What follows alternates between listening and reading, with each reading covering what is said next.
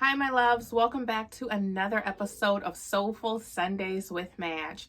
If you are new to this channel, my name is Madge, and I want to thank you all for supporting the channel. Well, on this journey with me, we will discuss challenges that come up at different times in our life and how our perspective can be a great tool in helping us to overcome so many obstacles that we face in life. And as always, if you like what you receive, feel free to hit the like button. You can leave a comment below. Ring the bell to subscribe to the channel. This way, each week when I upload, you will receive notification. And if you ever have a question, you can always email me at askmadge18@gmail.com. And my disclaimer, if you hear my son in the background, he is gaming and sometimes he can get a little loud. But on that note, we're going to get into this week's topic, which is being all that you want to receive.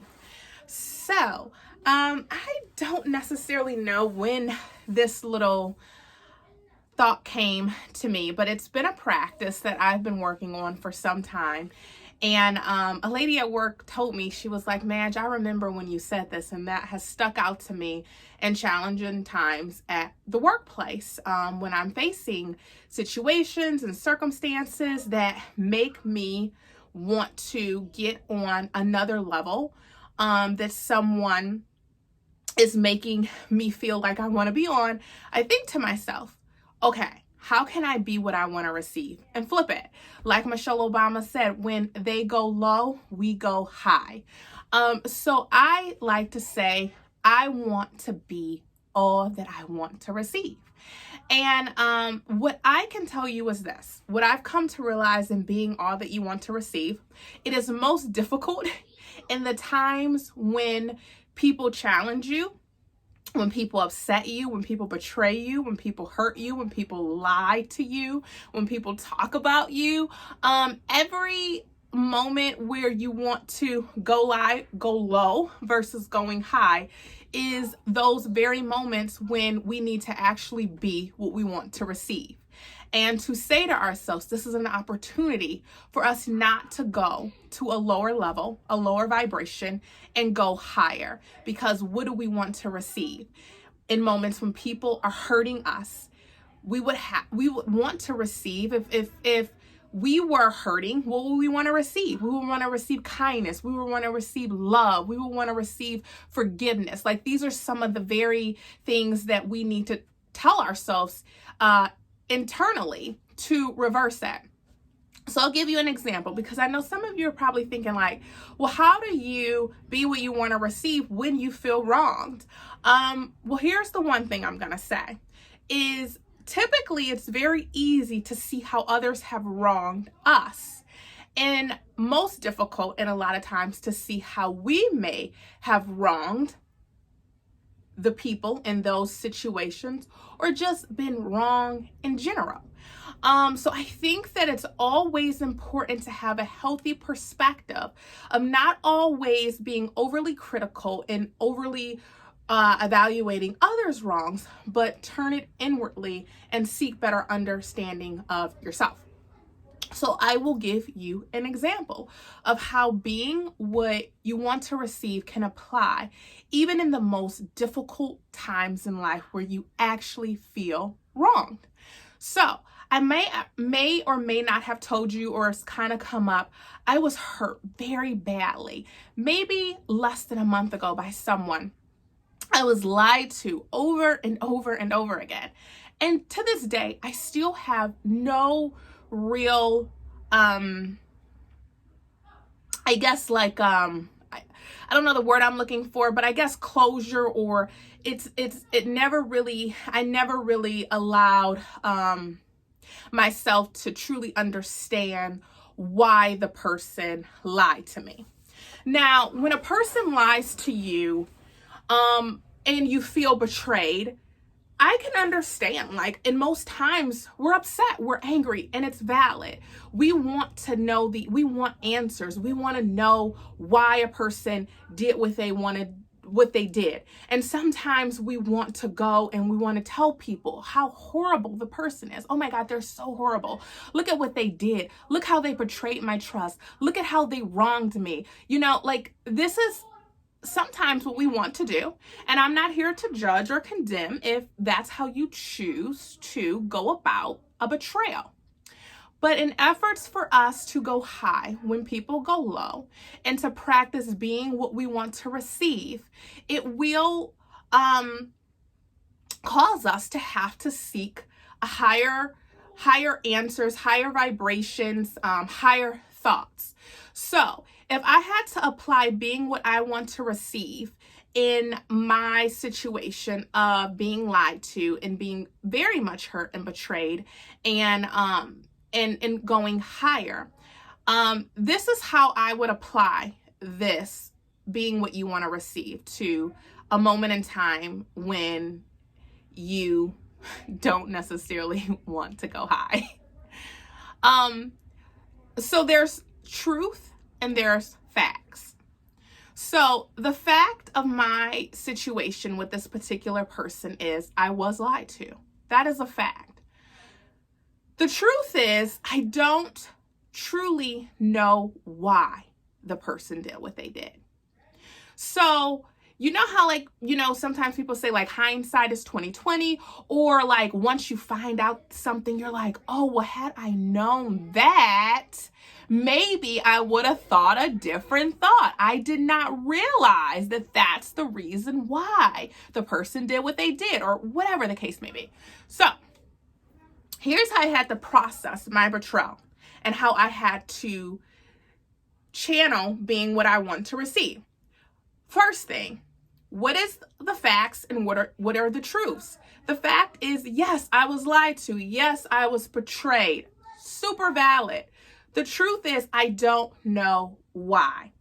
So we have to, a lot of times, seek understanding and ask our spiritual self questions to dig a little deeper. I've come to realize that when we are feeling wronged, a lot of times we want to say, how could a person do that to me? Why would they do that to me?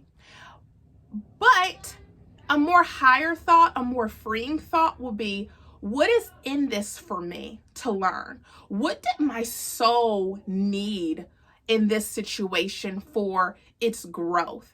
How can I grow from this betrayal? How can I grow from these lies? So these are like more higher questions that we can ask our spiritual self to help us heal, so that we can actually start to feel a little bit better about the betrayal versus feeling victimized, like they wronged me. How could they do that? That sometimes keeps us in a lower vibration. So the first thing is to separate the truth from the facts. So the next thing is you could ask yourself this very question. And this is what I asked myself. I said, Madge, have you ever lied to someone? Yeah, I have. Okay. So then I said, okay, well, Madge, when you lied in the past, were you always lying to purposely hurt someone? No. In fact, I didn't always lie to hurt someone. Well, okay, well, Madge, what were you doing when you were lying, but you weren't trying to hurt someone? Well, I probably was thinking that if I lied, it would be better than telling the truth. It might make, in my mind, I might internalized it that my lie would actually be better than the truth. So by me digging deeper and realizing that I have been on the other side, I've been the person that I've lied to someone before because I thought that I was doing something for someone's betterment. So then what if the person that was on the other side of the lie and I'm the receiver of the lie, what if they were thinking the same thing, that it would be more beneficial to tell me the lie because to tell me the truth might hurt me? What if they loved me so much that they thought the lie was the best way to go about the situation? So what I'm going to say to you now is, do you see how when we start to ask ourselves these questions and when we take a healthy dose of reality to say, okay, it's so much easier to blame, but what are my blind spots? Have I ever committed the same offenses that this person has committed, yeah, maybe it was different. Maybe I wasn't on the receiving end, but are they so different than me? No, I'm just the one hurting right now. But at one point in time, I could have been the one hurting someone, you know? And I didn't realize how that person may have felt by some of the actions that I did, thinking that I was doing it for the best. So when we start to ask ourselves these questions and we start to make in our mind that we're going to be what we want to receive, then guess what we're going to be able to do in a moment when someone has betrayed and lied to us? We're going to actually be able to forgive that person and forgive that person a lot quicker, because we're going to actually realize that we were at one point in time in a situation where we may have lied to someone, or we may have, someone may have felt betrayed by us. And maybe that wasn't our intention. And maybe when that person felt betrayed by us, we wanted them to forgive us. We wanted them to know that that was not what we meant to do. We did not mean to hurt them. So by coming to these thoughts and thinking things through, it allows us to then show the other person who hurt us a little bit of mercy, to just say, what if they were doing what they thought was right?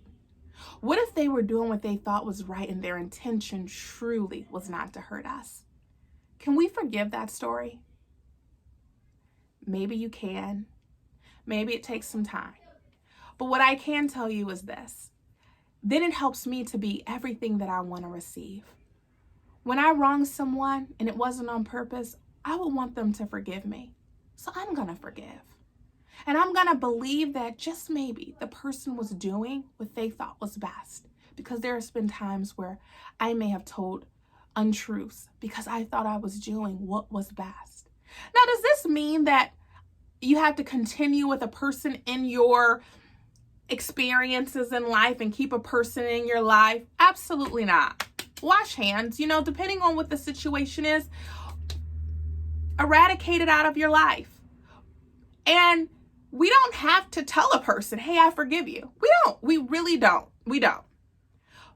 But if we can get to a place where we can say a prayer and forgive a person, it really helps us to feel so much better.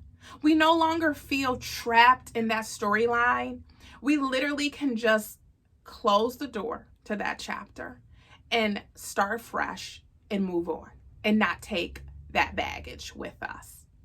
So, my friends, this is how we can practice being what we want to receive in the most challenging moments. Realizing that we are not perfect. We're not. And yet it hurts a lot of times to be on the receiving end of someone else's imperfections. But we're not perfect either. And when we get it wrong, we are going to want forgiveness. So let's extend the same olive branch that we will want someone to extend to us. And so, on that note, I actually had read a book, audio book I listened to by Deepak Chopra. And the book was The 7 Spiritual Laws of Success. And law number 3, which I want to share with you all, is the law of karma. And it states every action generates a force of energy that returns to us in like kind. Choosing actions that bring happiness and success to others ensures the flow of happiness and success to you. And I really believe that this was a powerful law. It's 7 laws. Look at the book, pick it up, read it, read about all the laws. But I really liked and wanted to share this law because I felt that it was very aligned with being what we want to receive. A lot of times we think about karma and we think, oh, people are going to get what they receive. And sometimes it can come from like a negative tone. However, I look at it like this. If every day we practice being what we want to receive, just know you're going to receive whatever you're being. So if you can be kind, if you can be loving, if you can search for ways to be higher in thought and higher in your ways, then, no one's saying that we're not going to experience difficulties or challenging people or people that bring offenses to us. But when we are being what we want to receive, those offenses, we won't attach ourselves to it. It will be a lot easier for us to work through those offenses and pick up the pieces and move forward with our lives. And so that's how I kind of look at karma. Like, just be good as much as you can. And continue every day to just grow and come from a place of gratitude and love. And I find that it's just a much more peaceful way of living life. And Deepak had a beautiful quote as well that reads, "If you want something, give it." Pretty simple. Be what you want to receive. So I thank you so much for tuning in another week with me on this journey. And I want you to take care and have a happy holiday. So until next week, stay blessed. Bye.